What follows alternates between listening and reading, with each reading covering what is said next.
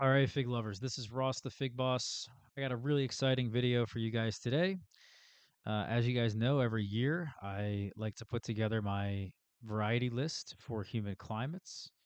It's something that I'm quite proud of because I spent a lot of time, money, effort um, to get to this point.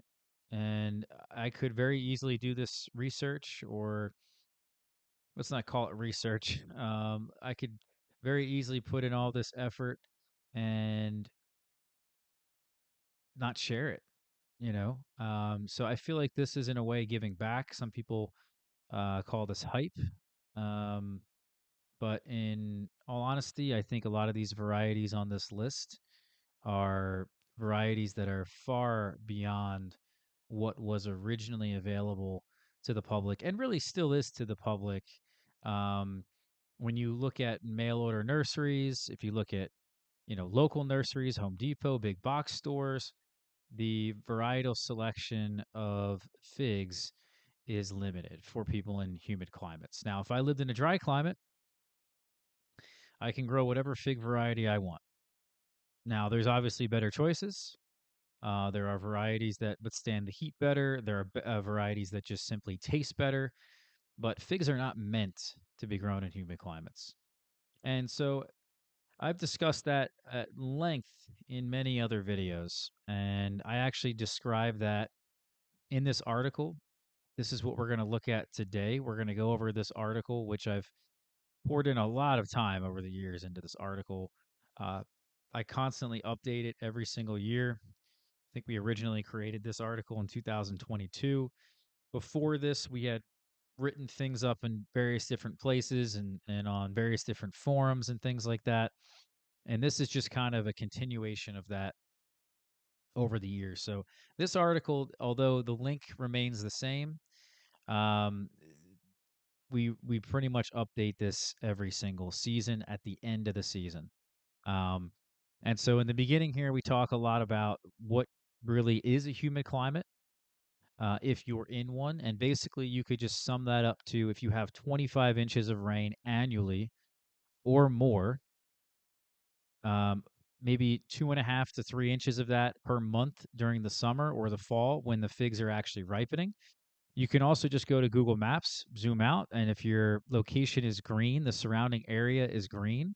So pretty much the Northeast, the Mid Atlantic, the South, parts of the Midwest, and then also even parts of the Pacific Northwest are these locations. It's mostly the eastern half of the United States. It's really this part here really gives you a good idea as to if you're in one or not. And then, of course, we go down to the traits, the characteristics that we look for in these different fig varieties. And this is, a lot of people could say, I have a variety list of any fruit or any vegetable or any plant, and say that I like them for these. For I like, here's my list. Let's say, and they have 10 varieties on their list. But what are the reasons? I hate that. That to me is just misleading. That's the real hype. If I were to just say these are the 20 figs or these are the whatever varieties, that to me is where people can go wrong. If you can't write in words what your favorite varieties are and the reasoning behind that, I don't think you can be taken seriously as a credible source. That's my personal opinion. You can make a video, I can make this video, I can make a million videos, but it's really the written word that I think matters the most to really be able to put your thoughts in a format that people can digest and understand. Um, and honestly, that proves that you even understand what you're talking about. So these are the traits we've got. First and foremost, the hang time or the susceptibility window. Talked at great length about that. Basically, what this does is it enables us to harvest our figs um, at a quicker rate before the rain. So there's two categories of figs on this list: varieties that can withstand the rain, and then fig varieties that ripen so quickly that you can just harvest them before the rain. Now nowadays, I pretty much just harvest all my figs before the rain, no matter what. I don't even let them at this point get exposed to the rain.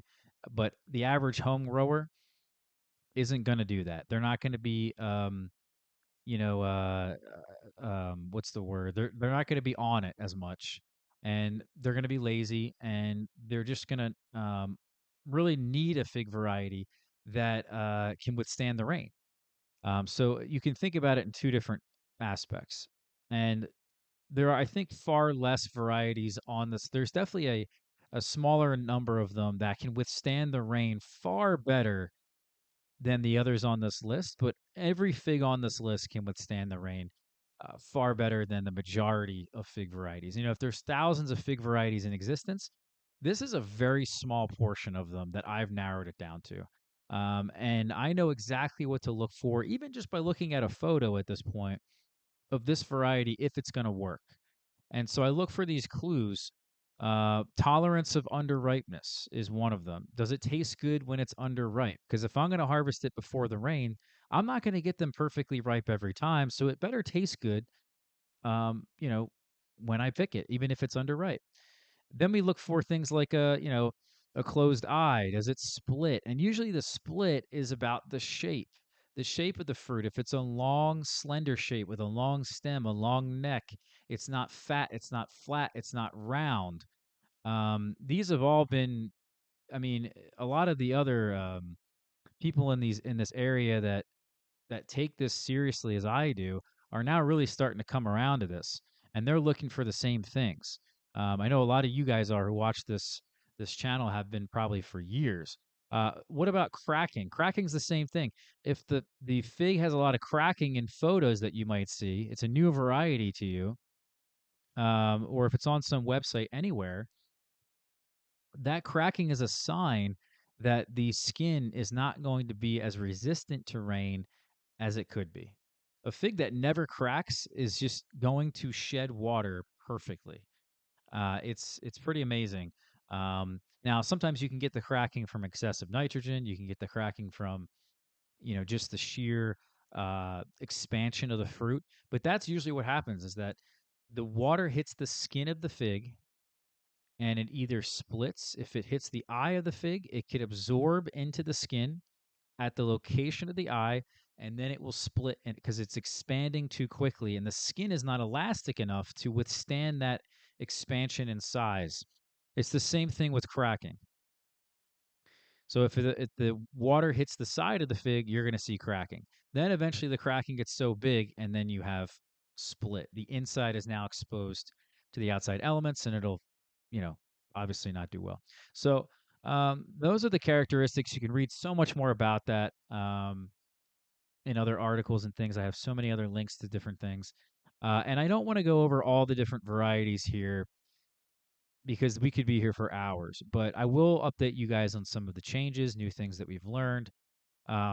First and foremost, where I'm at with the Celeste trial is that I have about, at this point, really at least 15 different Celeste figs from different sources, older trees, and really it was all in an effort to find one that is better than the rest. Clearly, that is Black Celeste, and I don't think anyone can argue that. It just tastes better every single time. And not only that, but it ripens rather quickly. Um, I think it's a mutation. I don't think it's some, seedling or something. I think it just one single bud on a Celeste tree mutated and changed, and that's what was created. I think it's amazing how that can happen, and it happens, I think, more often than not in figs than probably most people are aware of. Um, so anyway, Celeste is an incredible fig. It's probably the standard for humid climates. There is no better fig, and that's why LSU used it in their breeding program. Um, so in the 1950s, they bred a whole bunch of figs. Now, some people don't like me for saying this, but I don't think LSU improved Celeste at all. We're going to get to that later in this article. Um, and I think the only real improvement of Celeste is Black Celeste. All the other Celeste that I have are basically the same fig. There's 15 of them. I haven't fruited all 15 of them, but I've definitely fruited at least 10 of them. And Stallion has a bit more of a berry flavor. Violet Marseille from France, which is, believe it or not, a French fig. So Celeste probably has a French origin. I think Violet Marseille has a thicker neck, very different shape to it. So it's a different fig, no doubt. Definitely the probably the most different than any of the other Celeste you'll find in the United States. Some are a little bit bigger, it seems like on average. To me, that's not really that great. Some of them seem to ripen a bit quicker. We had the one, which was a fig named by my friend Bill in Missouri. Shout out to Bill. That was one that we had on this list last year, and I was really impressed with it because it seemed to ripen very quickly. And when it ripens quicker, we talk about the hang time, the susceptibility window. When they just ripen quickly on the tree, they're going to produce a higher quality fig more often. The fig that tastes the best is the fig that's the most ripe, the most consistently. And that's the end of the story. Celeste does that better than almost any other variety. And they all do it well. Later in the season, it does seem to take a bit longer for them to ripen, um, but they will basically be perfect almost every single time if you're just patient. Now, I don't think this year I didn't really see a whole lot of a difference between the one and the other Celeste figs. I don't know why that is. Um, Maybe it was just a fluke last year. I'm going to continue evaluating that. Maybe at some point we can put it back on this list. But for now, where I'm at with it, I genuinely think you could grow Black Celeste and any of the other Celeste figs alongside Celeste, and that would make sense. I think they're different enough in my mind that it's worth growing one of each. Now, and everyone's going to want 20 fig varieties, but for someone like myself, I can't. I probably will never not grow every variety on this list and all the recommendations I'm going to tell you. Um, The other thing I want to mention is that Constans, this was a new one to me, which we don't have it here listed on this, but I do have it on my blog. Let's see if we can, I think we can find I think I probably actually have some trees for sale. I know this, if anyone's interested, you can buy a tree. But Constance is also from France, and there's a bunch of other varieties similar to it. LaCroix, the White Cross, Las Carreteries, and possibly Ubon. These are all very, very similar to Constance. And the way that Thierry describes it on his blog, he says that in the southwest of France, it's commonly found. And there's many variations of it. Just like Celeste, just like Hardy Chicago, the Adriatic figs, there's a lot of variations of the same fig that are just slightly different than each other. And I got a really good look at Constance this year, and I have to say, it really did remind me. Watch this video here and I swore that I was eating a Celeste fig, which is so weird because it doesn't look like Celeste. I mean, it looks similar. The leaves actually very similar, but it's very different than all the Celeste figs we have in the United States. So this is really interesting. Where I'm learning, I think, as I've been, really acquiring more and more and more different Celeste figs, I've learned so much about these. All right, next up, let's see here. Hardy Chicago. I just want to say really quickly, Hardy Chicago has been really lower on my rankings. If I could rank all of these, which I can't really do that, it'd be very difficult for me to do that. Hardy Chicago is becoming lower on the list. Um, the reason for that is because I think they don't really do well late in the season. So if you don't get them early, they're not going to ripen that well. You can get some that will dry on the tree. You can get some that will still ripen even past frost and later in the season. They just take really long. And a lot of other figs late in the season will just produce a higher quality fruit, it seems like. I really like Azores Dark. It's still my number one. Norella, is bigger and has a nice thick texture. And same thing with Savanac Noir. That was one that we got to taste last year, and this year is very impressed with them. San Donato Dindania was also very impressive for 2 years in a row, and I thought the flavor is exceptional, and I really like the texture on it. So um, they're all different than each other. I think you don't need Savanac Noir and Norella, but because they fill a sort of similar style of Hardy Chicago fig, but I could very easily argue maybe growing three of the four of these, side by side, and you would get a different experience. So we got the videos here, the short videos about these. There's also quite a few others that I've mentioned that are probably worth growing. to see for yourself. I've heard really good things about Crows, Carvalho. I've grown Tacoma Violet, really like that one. I've grown Kesariani, I really like that one. Navids, I'm still growing that one and trialing it. Saint Rita was very good. Red Lebanese was very good. Hardy Hope. I mean, all these are good. Um, it's just I think Azores Dark and the other ones that I mentioned are slightly better. All right, Campaneri, I think uh, the Campaneri and Teramo, which we're going to talk about Teramo here in a minute. It's the next one up. These two produced the highest quality figs in 2024, the most consistently than any other variety because they dry on the tree. They're shriveled on the tree in only 4 days. And in about 8 days, they're completely dried on the tree. And we had a really dry year last year, although it wasn't totally dry as it was this year. I got some truly fully dried figs on the tree last year from both of those varieties, and we did it again this year, but with much higher consistency this year because it was just so dry. But that's all you need. That's all you need is an 8 day. And by the way, they're both extremely rain resistant. They dry so well. The skin gets nice and chewy and leathery, which is really underrated, I think. When you talk about the best eating experience you can have in a fig, the texture has got to be in the discussion. You know, it's not just a really intense berry flavor. I also want to have some acidity in there, but I also want the texture to be really thick, preferably pasty or cakey, like a col de dame, like you're eating a pastry. And then the other part of that texture is the skin. And I think you can have a skin that really doesn't have much of a texture that blends well with the pulp. That's fine. But even better is going to have a leathery skin. And that leathery chewiness that LSU Tiger has, Black Madeira has it, De La Roca has it, the Hivernenka figs have it, Campaneri has it, Teramo, there's a bunch of them that when they're dried or somewhat dried on the tree, they are unbelievable in that sense. So I have to say, Campaneri's got to be. I mean, by the way, it was the best tasting fig I had eaten in 2022 and 2023. 24, we had a lot of really good figs, and I can't say the same for 2024, but it tastes great. I mean, it's basically like eating a Smith that's dried on the tree every time, and they're a little bit smaller. All right, Teramo, it's the same thing, but you know what? I did a blind tasting this year. I'm sure a lot of you guys probably saw that video.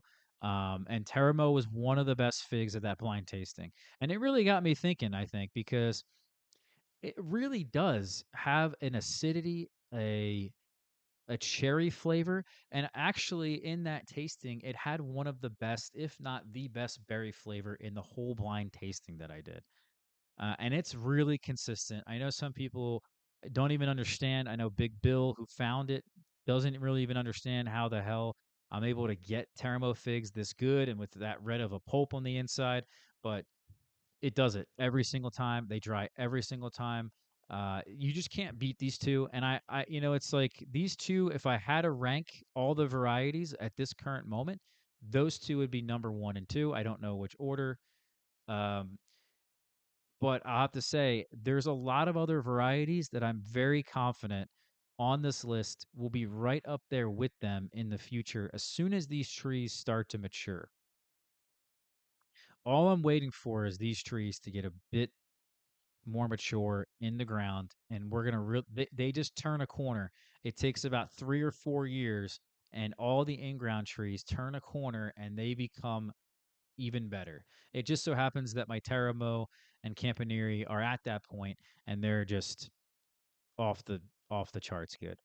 Little Ruby, this fig doesn't really get any credit. I will say though, we didn't really have a good year with it in 2024. I was not very impressed with it. Um, maybe if we had another year like that, this fig would have to come off the list. But we did get some good Bravas, and truthfully, they taste better than people give them credit for. Uh, if you just let them hang, and if you protect the figs, the birds love them. They're really sweet.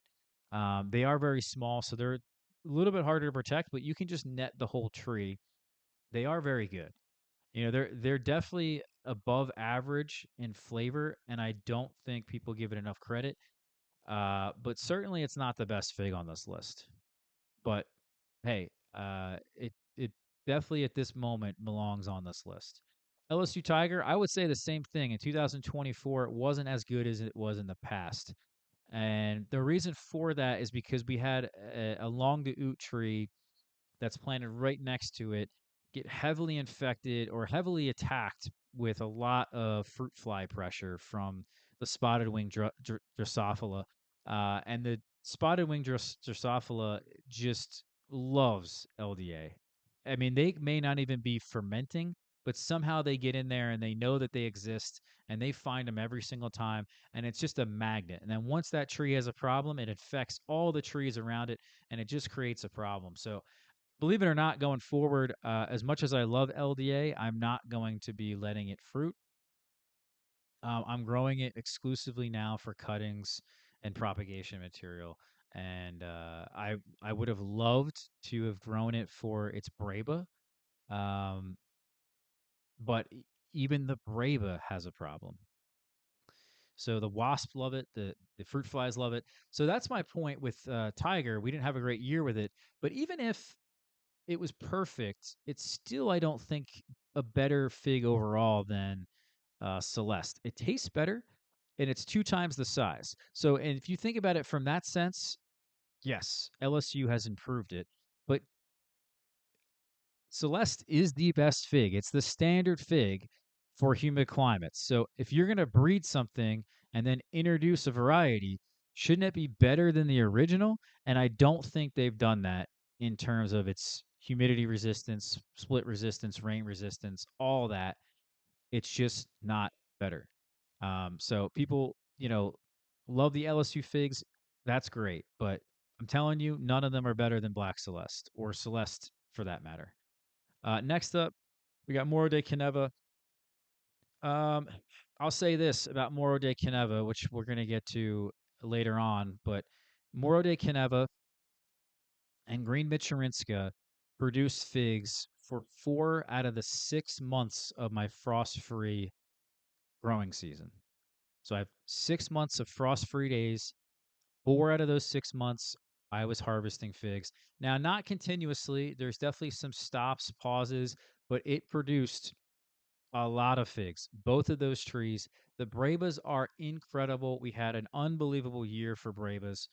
Um, and one thing I do want to mention about the Brabas really quickly, Campaneri, just going back to that fig, I've gotten some Bravas here and there, but nothing consistent. And if you read about Campaneri from Figus du Monde, it's supposed to be bifera. It's supposed to produce a reliable Brava crop. It hasn't done that. If it does that at some point in the future, that would be a huge plus. The Brava crop, I highly, highly, highly recommend that people in at least 7A, maybe even 6B, take those take that Braba crop seriously. It's definitely more reliable in 7B and obviously 8s and 9s and 10s, but when you get them and you get them in the ground, they're unbelievable. That was a huge thing this year. We talked about a lot during July. So basically, from July 1st, really all the way even till actually about last week, it's November 13th, I was harvesting Moro de Caneva figs. Teramo also produces Brava, and it does it consistently. But I don't think the Brava crop's as big, as let's say productive as Moro de Caneva is or Green Michurinska is. So anyway, this fig I think is just unbelievable in terms of, it really does check all the boxes, which we're going to talk about later on as well. Elba, had some really, really nice tasting Elba figs this year. And I think the reason for that, not that it wasn't tasty in the past, but Elba's a variety that really does take some time to mature. And I had originally, when I first evaluated it, I grafted it onto a really well established rootstock in a pot. And those figs were nuts. They were really, really good. And then I planted that grafted tree in the ground and then it died. So don't plant grafted trees in the ground, especially in the fall, and don't do it in colder zones. Um, but truthfully, it took a while for my trees to mature enough to produce higher quality fruit. And I'm telling you, they were some of the most interesting, complex figs I had all year. Very different than any others. They taste like coffee, blueberries, and chocolate all in one. I know that sounds crazy, but it really does. I mean, if you got taste buds, you're gonna pick it up. Um, let's see here, Verdolino. This is the wrong thing here. I'm having an error on my blog, but this is not the image of Verdolino. Um, Verdolino, I believe, is going to be one of the most rain resistant figs on this whole list. Now, last September, 2023, I went to the mother tree of Verdolino in Italy around Lake Garda, met the man who named it, and it's a really special tree. I'm telling you. Now, I've also realized that Salame is very similar. We tested that last year, compared them side by side last year. Salame is just bigger. It's more pear shaped. Um, but they're very, very similar in terms of their eating experience. What I learned about these this year is that, again, it's similar to like Elba. Hardy Chicago is the same way. Verdino del Nord from Vladimir Rocco is the same way. They take some time to mature. They're not great or that great early on immature trees. So growing this variety in a pot, I don't recommend it. I don't recommend growing Little Ruby in a pot. I don't recommend growing Elba in a pot. Um, there's certain varieties I just wouldn't grow in a pot because you just need a larger root system and a more established tree. Maybe I guess you could graft them onto a better rootstock, and that would probably solve the issue. I actually think there's probably some good experimentation right there that someone could do. Um, but I'm telling you, the basically Verdolino and Salame are very good in terms of rain, but they're also very tasty. They have a good eating experience when you finally get them established in the ground. And that was my first real experience with Verdolino many years ago. And why I was so high on it is because I got a taste of it from a tree planted in the ground. That tree has really struggled. I don't think it really enjoys pruning these varieties. Um, I don't know what that's about exactly, but yeah, it's definitely I think a little bit underrated somehow. I don't know why people haven't really caught on to this one, and I guess we'll see as soon as my trees become more mature and I get to really document that. I think this fig is going to be at the top of the list. All right, Hatib de Argentile. Nothing really new about this. I don't think there's anything new that I learned. Still trying to get some trees established in the ground. But in a pot, it's fantastic. But it is grafted onto raspberry latte, a very good rootstock. All right, so here we go. We get to Adriatic now. As I've discussed many other videos and other things that we've done, especially the shorts we've done this year. These little short videos here of like 1 minute or less talk a lot about these Adriatics, and they have what they're really called in Italy is Verdino. So the real name for this fig should be Verdino. I don't know why we call it Adriatic or white Adriatic in the United States because that's where they believe, I guess, that it came from. But I think this variety probably originated in Italy. At least every home at one point in Italy, in Tuscany, excuse me, had a Verdino tree. That's what my friend Ciro said when I visited him uh, last September. And there's a lot of variation within Verdino. And interestingly enough, the Verdino of the North, or Verdino del Nord, is what it translates to, is the northern version of Verdino that you'll find actually like 100 to 150 miles north of Tuscany, like around Verona. You'll start to see that fig and north. And to me, it is the improvement of the Adriatic or Verdino fig um, for rainy climates. However, the Adriatic figs are exceptional in their own right. They are exceptional. They're also not that late, considering um, they will ripen about 2 weeks after Hardy Chicago, about September 1st here in the ground. in the Philadelphia area, I think is doable. So that's really exciting news because most of the late figs start September 15th in the ground, or I should say very late. It's really, I think there's four categories: early, mid-season, late, and very late. And Adriatic, I guess, is just one of those figs that ripens late, but it's early enough that a lot of people should get these figs to ripen even when planted in the ground.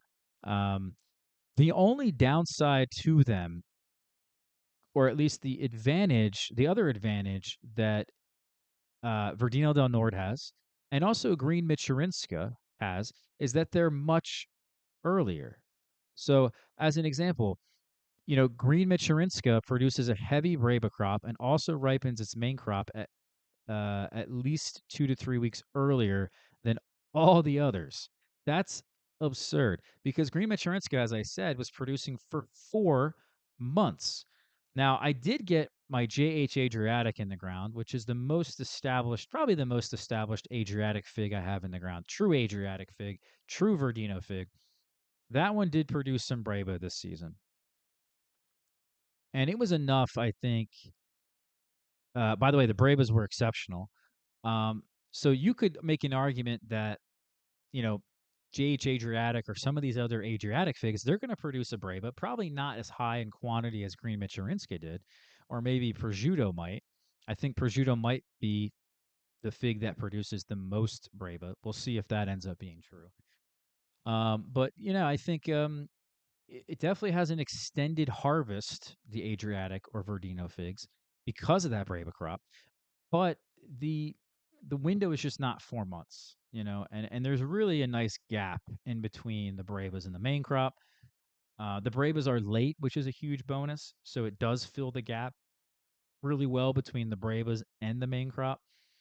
Because the Brevas usually ripen real quickly on the tree.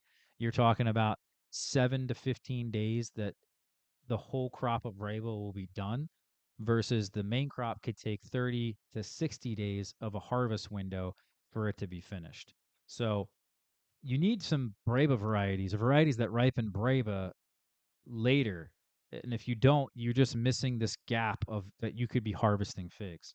And so JH Adriatic or any of the Adriatics that do produce Breva should ripen them later. But Green Machurinska produces it earlier.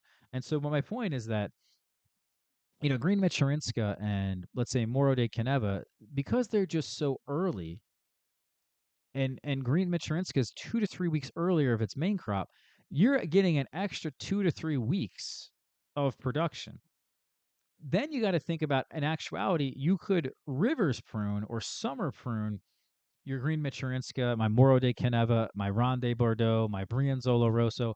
All these trees were rivers pruned to get a second crop of figs, a second crop of Maine, or three crops of figs later in the season, which enabled them to be uber productive. I mean, and produce over that 4 month period.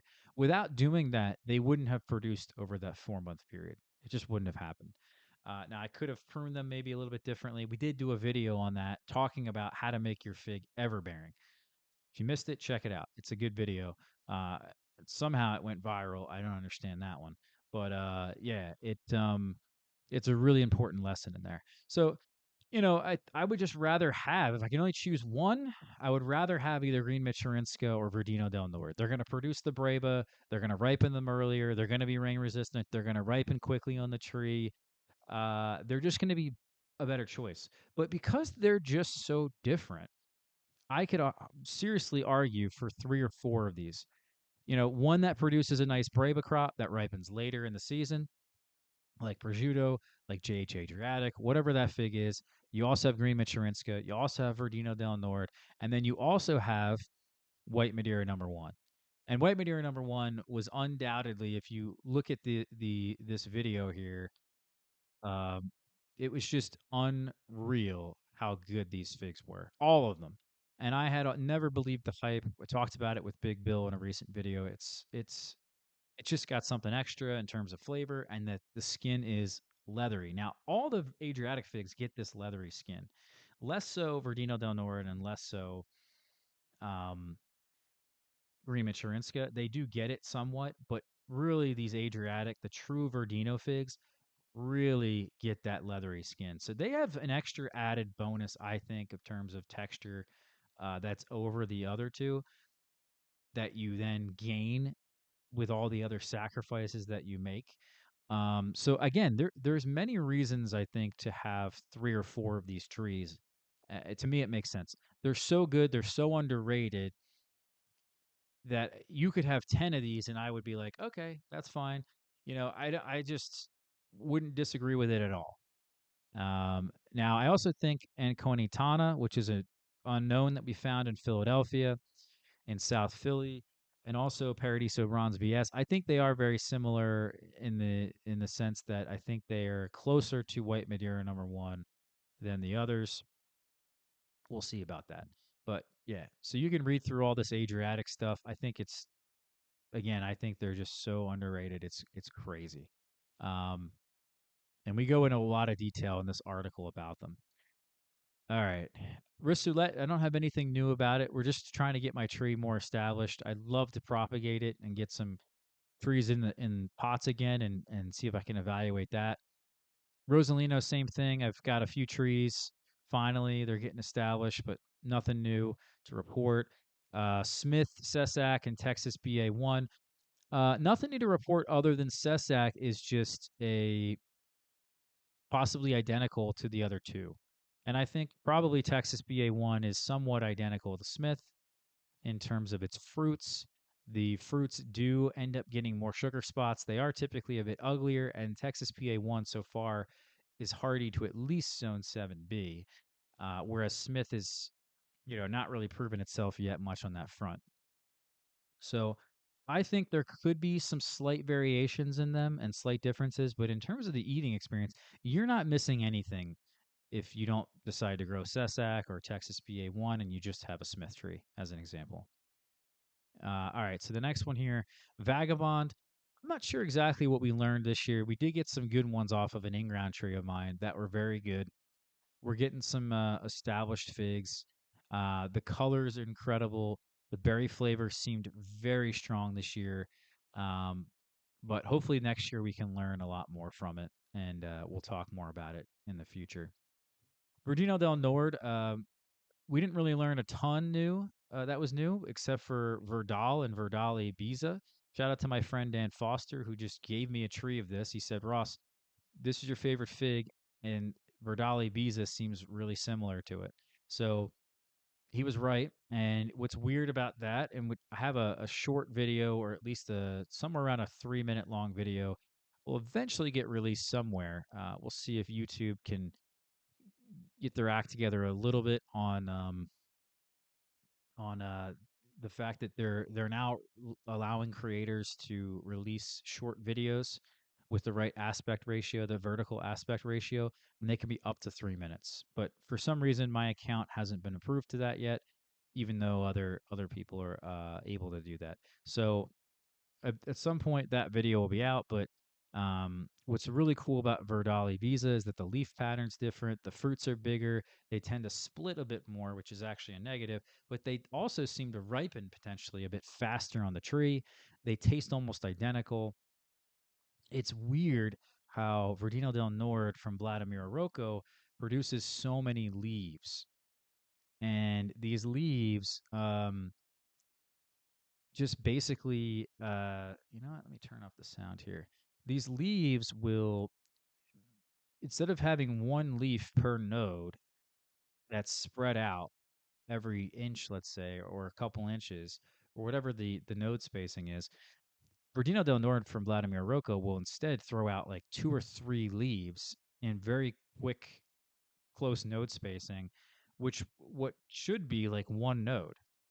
So instead of getting, one fruit that you would see on Verdali Biza, you're getting like maybe three or four, maybe even more, because it produces doubles on a lot of the nodes on Verdino del Nord from Vladimir Rocco. So you could see the difference there in that leaf pattern. It's so weird. And it's really cool to evaluate all these different figs because they're just they're going to be slightly different than each other. I'm still not even convinced that Figoin actually is the same as Verdino del Nord. After really looking at it, it doesn't seem like it has that same growth habit that I've talked about with Verdino del Nord. Um, yeah, same thing with Zigolino that I have planted in the ground. I think the growth habit is just different. And it seems like Verdal that you can find in Spain is popular variety. That's what this variety is. So maybe it's possible that Verdal or Verdino del Nord didn't originate in Italy. It actually originated in Spain or some other part of Europe. I think that would be interesting to learn about. I'm sure we'll find more information out in the future. We didn't really learn anything about Noir de Boulogne or Barnesote. I have to just have to say it is very good. It's the eating experience has an amazing texture, so you got to try it just for that. Ninja, yes, we got some off of in-ground trees this year. They were definitely better than the ones in a pot, and I think that's going to remain true. They're probably going to improve once you plant them in the ground. Um, and I can't wait to see more from my tree next year. And the berry flavor definitely got a bit stronger. Um, but yeah, nothing really new beyond that. Same thing with Fernet Noir. Really nothing new. Um, we planted the tree in the ground. I have a couple copies of it. I think I just sold one in the fall fig tree sale that we had, but I do have another one in I think in a 5 gallon pot, and maybe I'll plant that one in the ground at some point. Um, but the tree we have in the ground is just getting established, and we probably won't know. Like some of these trees, it just takes a bit of time, maybe 3 or 4 years before we can then evaluate it again in the ground. So Marseillais, same thing. We actually don't have a whole lot of new information on some of these. Um, Oreo Province, same thing. I will say, Marseillais, though, you know, I don't know if people fully understand how well Marseillais dries on the tree. So it's definitely has that quality far beyond a lot of others. And I think if you grow one of these, you want the figs that dry well on the tree because you should in these humid climates. It's such an amazing trait to have. Um, this has got to be on your list for that reason. Um, for some reason, we don't have many, great videos or photos of it. Um, if you go to the product page I have of this, here's a good photo. This is another good photo. Um, I don't know why I don't have a ton of good photos of it, but a lot of people think it's White Marseille, and it couldn't be any different. Unknown Rome, we added this one. This is a new one we added to the list. We've been growing it for years and evaluating it for years, and it just gets better every single year. Um, this year, I decided, though, to plant one in the ground and it got really well established. We actually got a ton of growth from that tree. And I also have a few that's in I think I have like one or two in a 5 gallon pot. We have still the original that we had grafted. So we did a pretty good job propagating this and trying to get this variety established. It's moving along. Um, and even the grafted tree, which was not very healthy, has become a lot healthier. So we'll see. The fruit quality, I think, impressed me. It just continues to do so, continues to do well, and I just had to put it on this list. I think it's going to be a fig that really checks most boxes, and yeah, I'm excited to see more from it. Next up is Violet de Bordeaux. We actually have a new one on the list as well in Violet de Bordeaux.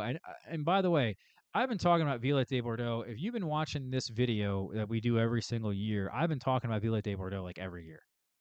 And I always say it should be on the list, but I can't put it on the list. And I can't put it on the list for years.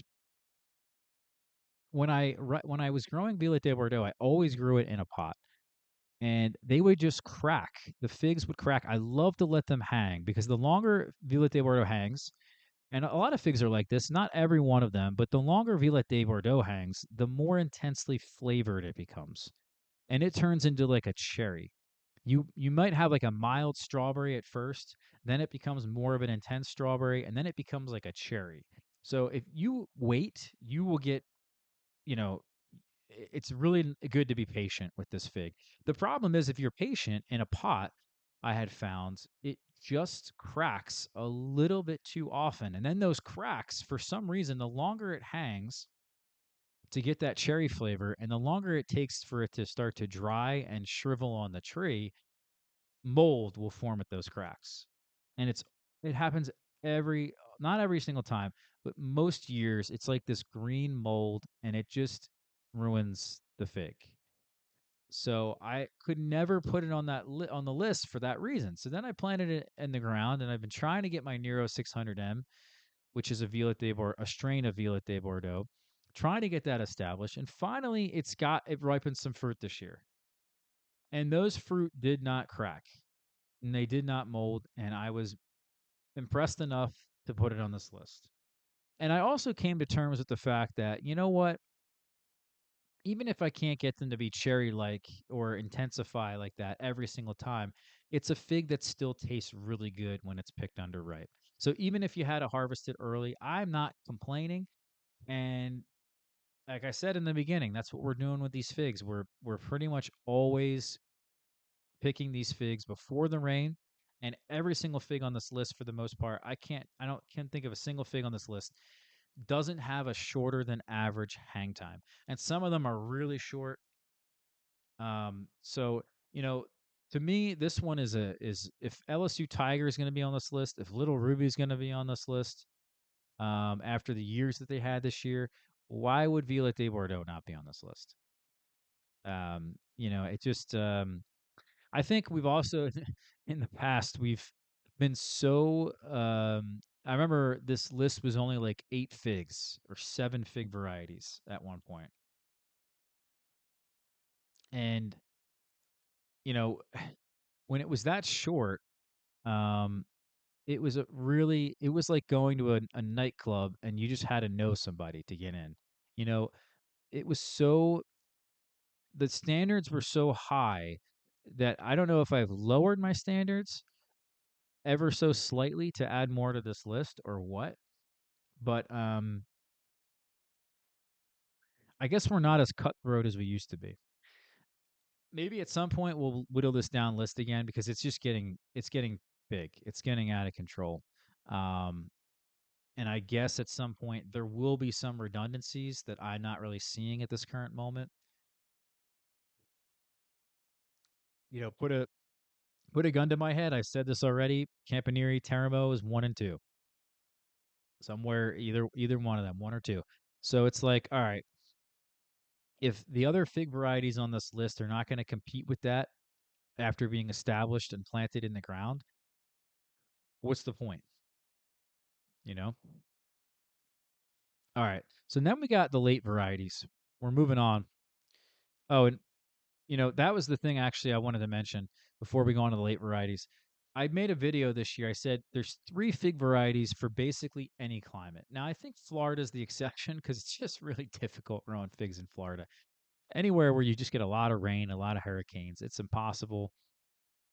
I feel bad for you guys down there in Florida. Um, Even the people in Louisiana, you can really struggle with fruit quality. Um, and maybe if there's somewhere a climate that's really, really short and you don't really have a whole lot of time to ripen figs, at least you could still count on the Brava crop. And that's what I really wanted to make sure is that if there was one variety that I would choose, it would have to check all the boxes. It would have to be rain resistant, it would have to be hardy, it would have to be early enough or produce a Brava, um, and it would have to taste great. And there's 3 varieties that do that. It's Violet de Bordeaux, Green Michurinska, and Moro de Caneva. They fit every single box that I can think of. Now, if Black Celeste, let's say, produced some Brava, well, then maybe I could add that to the list.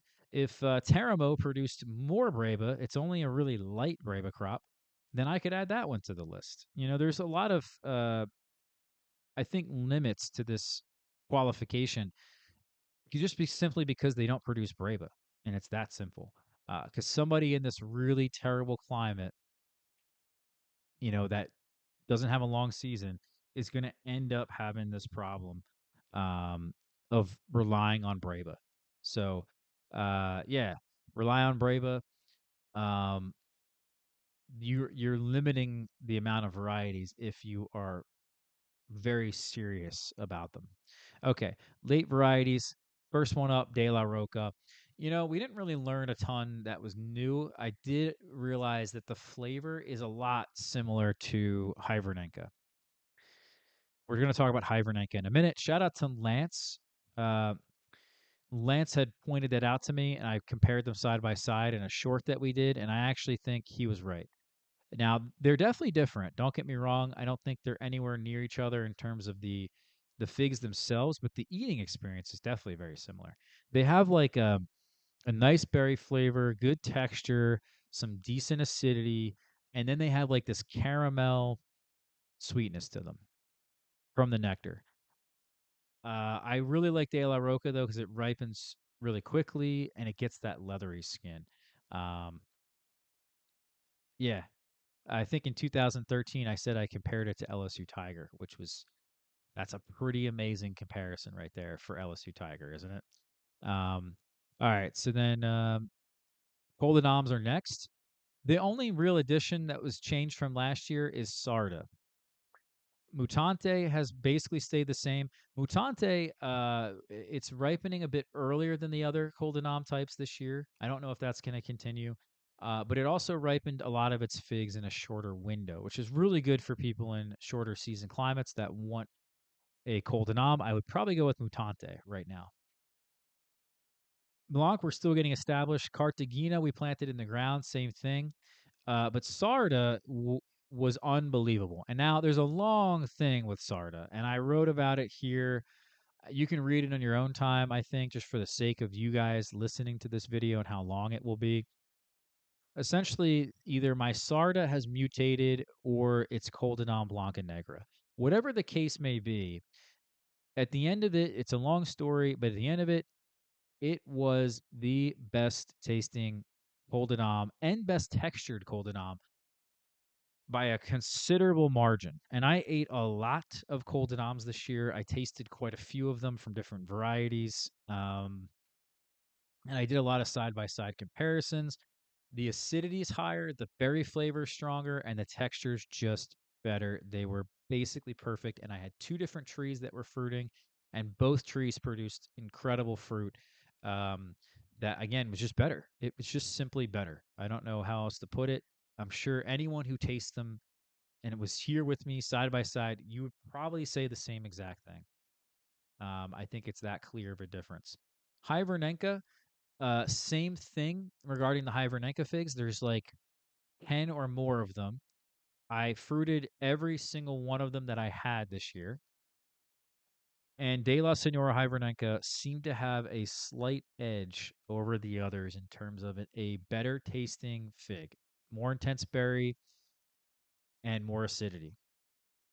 I also thought that Goldenam Katat got a little bit of extra points because it was smaller and typically the right shape. Some of the other Hibernecas I have are very variable in shape. Some are flat. Some end up ripening to be that perfect teardrop shape. Some of them are really big. And big figs are nice for a lot of people, but in humid places, we want them to be more uniform and more small. And I just think Goldenam Katat probably would be that probably is going to end up being the better one out of all of them for humid places. But um, we got a lot of testing before we get to that. Essentially, my goal is to plant every single one of these in the ground this season, this spring. I have already got some Lampira 1 in the ground that's quite established, and next year should produce a.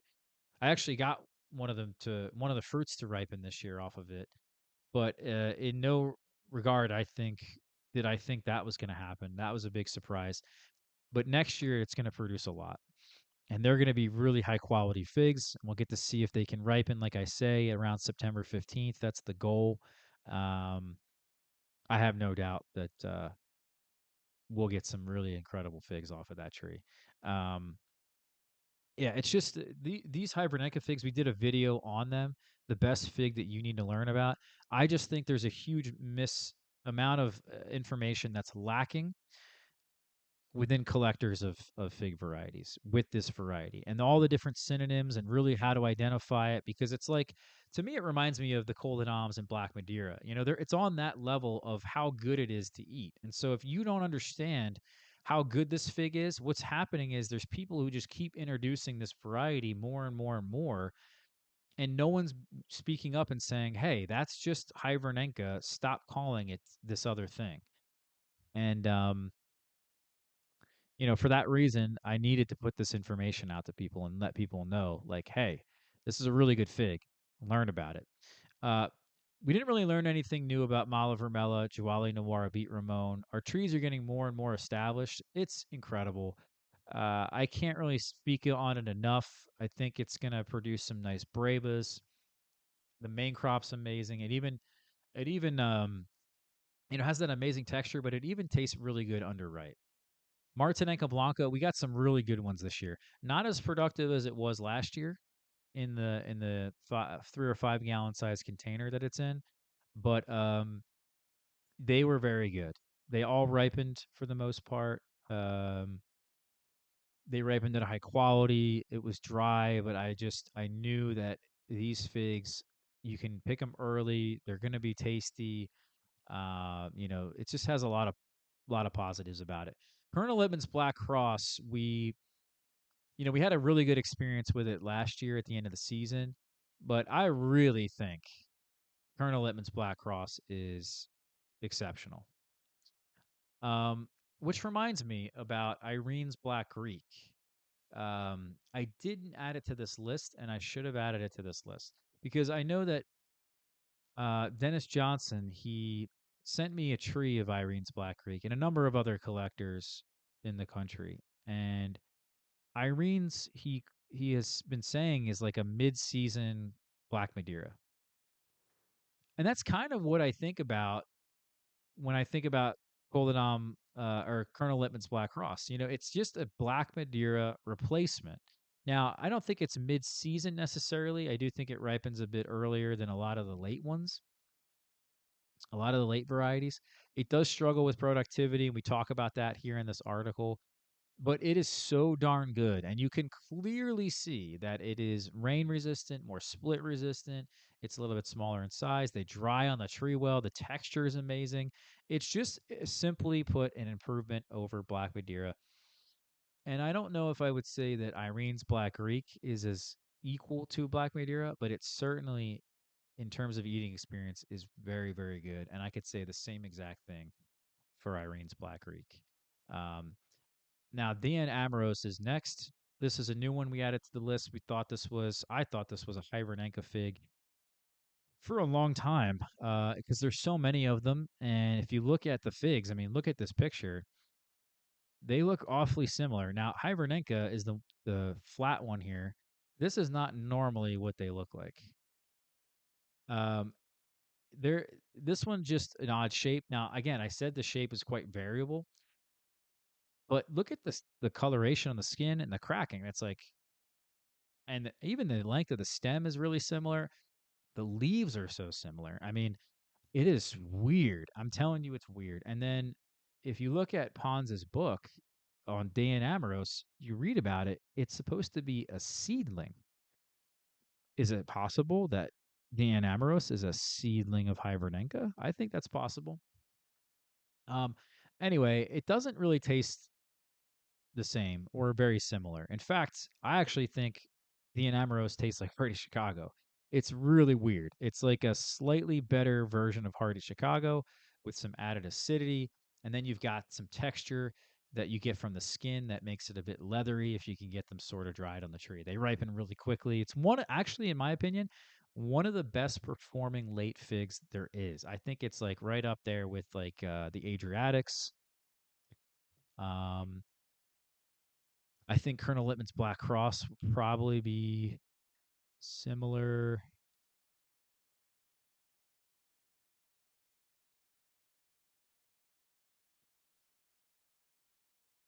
Yeah, I guess you could probably throw in De La Roca, but yeah, I just think it's in like a different tier of performance. But yeah, I mean it's a nice fig, no doubt.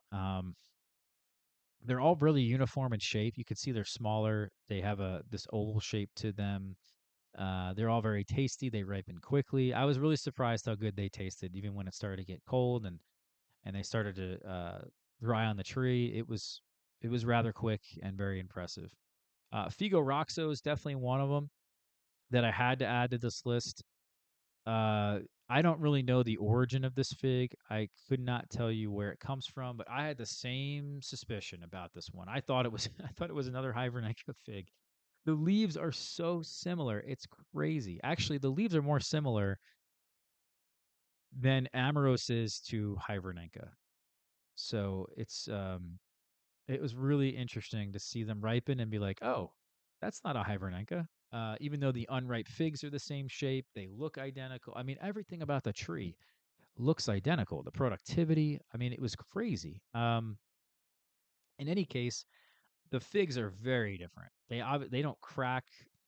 Um, I mean, there's no cracks in that skin. They're smaller. They have the perfect shape. They're more oval or pyriform, shorter stem, but they're always going to hang pretty well. I've seen also pictures from other people have a longer, elongated fig, a longer stem, so that's promising.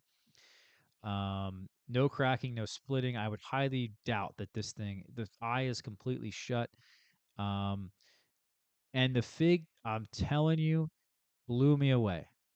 This fig right here just blew my mind. Um, yeah, it was just the perfect. If I could imagine an eating experience in a fig, it was near perfect. The only thing it didn't have was a leathery skin, but the berry flavor was like unbelievable, quite different, intense, acidic, and then the texture was really what impressed me even more, um, because it had this thickness like a Cold Am, but it was different. It was different, and it was really really nice to eat. Salato, this is a fig we actually for years have been talking about. In 2021, I acquired it, was able to evaluate it. We talked about it in another blog post. Let's see if we can open this up here. And we had other standout varieties from that year. Some of them I would love to add to this list. You know, we have this is Salato here. Then we've got Nin V.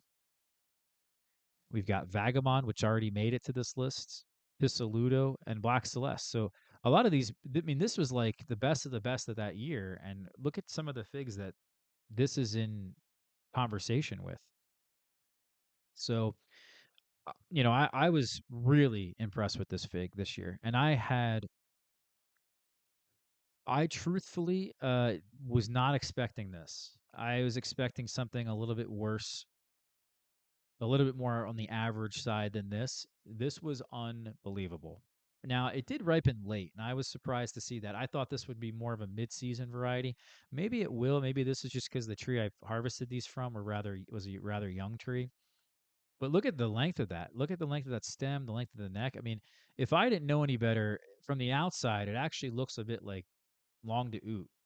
Um, but I promise you, it's a lot smaller. It doesn't taste like long to oot, and it just simply isn't long to oot. But it also looks a bit like Moro de Caneva, like a lighter skinned. The shape and size of the fruits is basically Moro de Caneva or Fico Salame. And this is just some unknown random Italian variety that no one knows about. I mean, that doesn't have any history. It's not written about. It's never in Galicio's drawings. It's just some guy found it and sent it to somebody, and somehow it made it to the United States, and now I'm growing it. You know, so really good. Yeah. So that's kind of the end here. That's wrapping up my thoughts on this. There is one fig we already talked about it, Irene's Black Creek, that I very easily could see would be added to this list, and so these are some of them here that I would not be surprised to see them on this list next year. I was very tempted to already just add them to this list, but I'd like to see them for one more season and see what they can do. And yeah, as soon as I can evaluate them again, like Pisaludo or Ninvi, it might just be as simple as that. They're on the list. Knowing what I know now, rather than let's say in 2021 when I first evaluated these, we've come a long way. So, or I've come a long way. And Border Soak Grease and all the synonyms, pretty much a shoe in. I don't know why it's not even really on here, but I would like to see the fruits and the hang time. It's really, I think, what I want to evaluate about it. As a loto is a fig that dries super well on the tree very quickly. We actually had some really, really good evidence of that a couple years ago. We planted the tree in the ground. It's still getting its act together, but it's not a fig everybody's gonna want because you really have to let it dry on the tree before it's any good. It's one of them figs. And Pelle de Vue was a new one this year. Really impressive, short hang time, tasted a lot better than I thought it was. Bastilier had this incredible flavor to it. We have to just keep an eye on the splitting. That's my main issue. Communis Small Black, this thing dries on the tree like almost no other variety. It's one of the most reliable figs for that purpose. Forastera, great flavor, good rain resistance. Pistoluto, same, basically same thing.